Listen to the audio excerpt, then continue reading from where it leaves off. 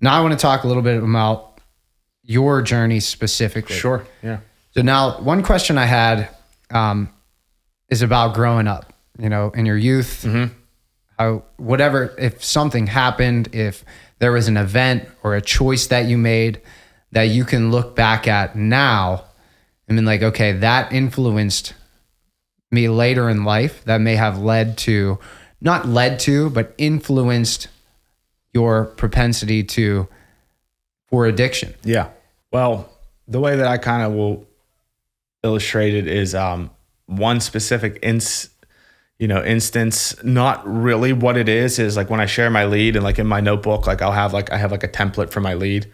It's examples of like the ego and like they say the core of our addiction is self-centeredness. We're so obsessed with self and how we're perceived and viewed that we just like have a distorted outlook on reality and on people, and it cripples us. You know what I mean? So what I'll share on with your question for that is a few specific examples where like the ego was pulling me and dividing me and from people, you know what I mean? To where I felt isolated, and drugs and alcohol just became my outlet to escape that. You know what I mean?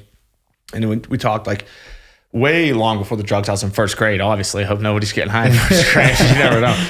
But I was taken out of school and I was tested, like my IQ, and I was tested in Franklin Regional, where I went to high school. It's called SAL, which is like advanced classes. You know what I mean?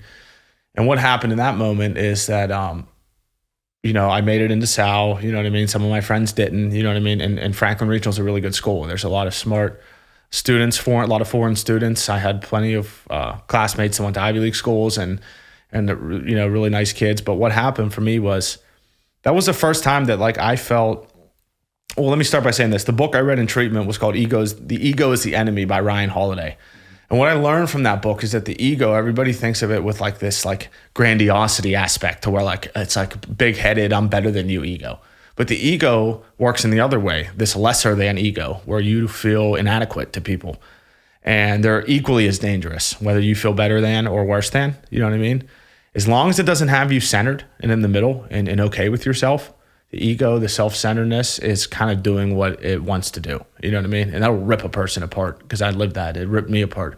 So what happened was I was like, yeah, I was in Sal, but I was like dumber than all the smart kids. You know what I mean? In my eyes. But I mean, I was smart. I was in Sal. I shouldn't have been comparing. I was there. Right. But I'm smarter than the regular population. You know what I mean? And that was like the first instance I had where like I felt different. You know what I mean? I felt separate. You feel special or whatever else, and you're just kind of lost. Am I special? Am I different? Like, no, you're not. Sorry, I hate to break it to you.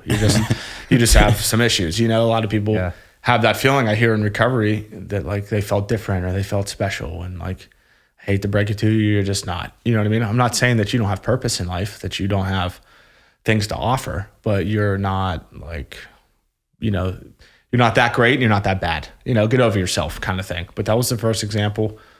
And then, like when I talk about my childhood and recovery and then my lead, like it was fairly normal. Like I played basketball. That always kept me on a straight path. I was a good student. I was well liked and popular, and you know what I mean, and girls and all this and that. And like that was another ego thing, because I was, good at most things that I did. But then like came like, you hit puberty and like things get weird, you know what I mean? Like in middle school. And then like you start to like the ego came up again with like, comparing yourself to other guys, you know what I mean? Am I'm better looking than him and not as good looking as him? Does she like me? Does she, and like women and like all that stuff came up. And I started to drink and, to just be more comfortable with myself. And that was at 13 was when I had my first drink. And then I just felt like that social lubricant to like be like mainly around women, you know what I mean? To be comfortable with women, to make a move or whatever it might be. I felt like I couldn't be comfortable without alcohol, you know what I mean? And, so I think that was like just the whole aspect of wanting to be accepted. And my brother was a grade older than you and his friends, and they all partied hard and drank, and I wanted to be cool with them too, So that was another instance to where I'm sure everybody struggles with that in early adolescence and puberty, where they want to be accepted by the opposite sex or whoever they're attracted to, an older guy, older friends, and they want to be cool, but they might go about it differently. For me, alcohol was my answer. That's how I did it. I thought it was normal. I thought it was normal to like chug alcohol. Like I went to my dad's hunting camp when I was 13, and that was the first beer I had. And like most people might like try the beer, but like I had 4 and I puked on myself in my bunk bed. You know what I mean? Like those are the early answers to like, I'm an addict. You know what I mean? Like I didn't have an off switch. Like, oh, this is gross. Like I'll have one and have a buzz.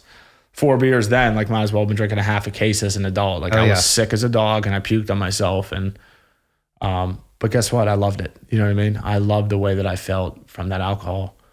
And from 13 to 28, I used, probably 95% of days of my life, you know, whether it be, you know, it progresses the addiction from alcohol to marijuana to, you know, cocaine and then, you know, opiates, party drugs, all kinds of stuff. It got worse and worse. Obviously, it brought me to my knees. But, you know, that was like where the substance use really started to take off and where I started to think that it was like the answer. You know what I mean? Like that's the feeling I've been looking for. You know what I mean?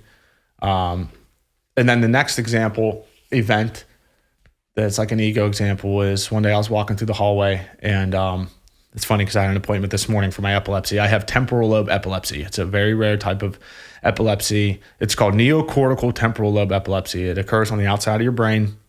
And I was walking through the hallway one day and I had this like deja vu like spell, man, where I felt like I had like been there before in my life.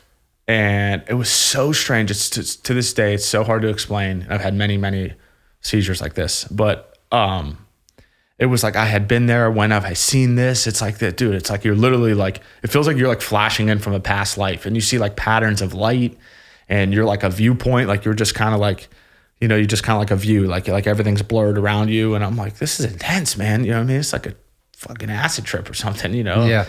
But they misdiagnosed me with a panic attack disorder. And that was a big problem because I went to my childhood doctor. I told him what happened. And my childhood doctor, my pediatrician was on my 4th step in recovery because I resented him for not sending me to a neurologist and a specialist. I resented this guy. I'm like, why would you not send me to a neurologist? I'm describing like some really out of body like experience. And you're just like, oh, you have panic attacks. Let's treat you for anxiety. So what happened was I had this placebo effect that I was anxious, that I had panic attacks, and I'm treating myself for that. And I'm epileptic, you know? So it just created this confusion in my brain. What am I?